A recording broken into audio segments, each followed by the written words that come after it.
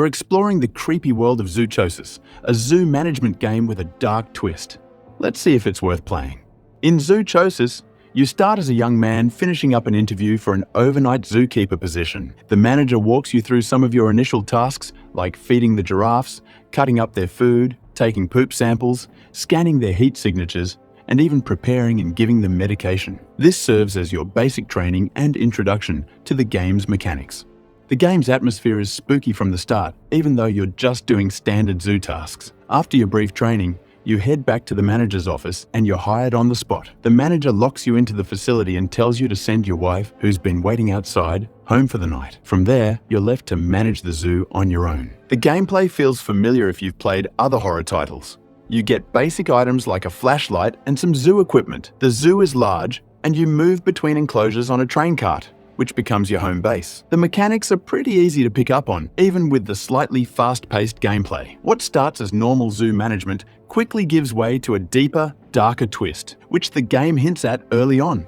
One of the first choices you face is whether to give your wife some packaged meat from the storage room. There's no immediate payoff, but something about the choice feels off, like it might affect your wife and child later in the game. It definitely leaves you wondering what will happen down the line. As the night progresses, your tasks start to pile up. One of the more interesting ones is feeding and testing the penguins in their enclosure. While doing this, you hear a phone ring. The voice on the other end belongs to a woman desperately trying to find her husband, who worked at the zoo's labs.